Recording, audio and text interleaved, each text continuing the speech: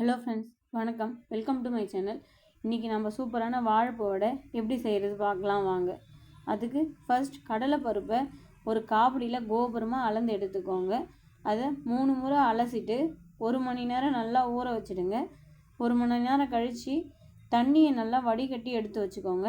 இப்போ வாழைப்பூவை பொடியாக அரிஞ்சு அதையும் 2 இல்லைன்னா 3 முறை அலசி எடுத்துக்கோங்க. இப்போ 4 பெரிய வெங்காயம், 2 கைப்பிடி கறிவேப்பிலை, 1 கைப்பிடி கொத்தமல்லியை நல்லா பொடிசாக நறுக்கி வச்சுக்கோங்க. இஞ்சி ஒரு பெரிய துண்டு தோல் நீக்கி வச்சுக்கோங்க. இப்போ அந்த வாழைப்பூவை ஒரு மிக்ஸி ஜாருக்கு மாற்றி அதை நல்லா கொரகொரப்பாக அரைச்சி எடுத்துக்கோங்க. நெக்ஸ்ட்டு இதே ஜார்லேயே ஊற வச்ச கடலைப்பருப்பில் 1 கைப்பிடி எடுத்துக்கோங்க.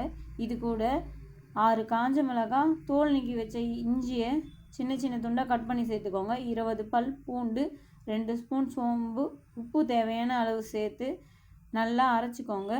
மிளகாய் சரியாக அரைப்படலைன்னா லேசாக தண்ணி தெளித்து நல்லா நைஸாக அரைச்சி எடுத்துக்கோங்க. இதுக்கப்புறம் பேலன்ஸ் இருக்க கடலைப்பருப்பை தண்ணி சேர்க்காம நல்லா கொரகொரப்பாக அரைச்சி எடுத்துக்கோங்க. இப்போ இந்த மாவில் நம்ம பொடியாக நறுக்கி வச்சுருக்க வெங்காயம், கொத்தமல்லி, கறிவேப்பிலை எல்லாத்தையும் சேர்த்து நல்லா பிசைஞ்சு எடுத்துக்கோங்க. மாவு நல்லா ஒத்துமையாக பிசைஞ்சதுக்கு அப்புறமேட்டுக்கா ஒரு வாணலில் தேவையான அளவு எண்ணெய் ஊற்றிக்கோங்க. எண்ணெய் நல்லா சூடாகட்டும். எண்ணெய் சூடானதும் நம்ம ரெடி பண்ணி வச்சுருக்க மாவை சின்ன சின்ன உருண்டையாக எடுத்து நல்லா மெல்லிசாக தட்டி எண்ணெய் காஞ்சதுக்கப்புறமா அதில் ஒன்று ஒன்றா போடுங்க. போட்ட உடனே திருப்பி விடாதீங்க, எல்லாம் உடஞ்சிரும். ஒரு 2 நிமிஷம் நல்லா வெந்ததுக்கு அப்புறமேட்டுக்கா எல்லாத்தையும் நல்லா திருப்பி விடுங்க. வடை நல்லா வெந்து வந்ததுக்கு அப்புறமேட்டுக்கா எண்ணெய் இருத்து எடுத்துக்கோங்க.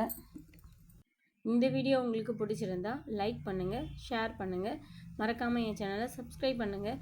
தேங்க்யூ ஃபார் வாட்சிங்.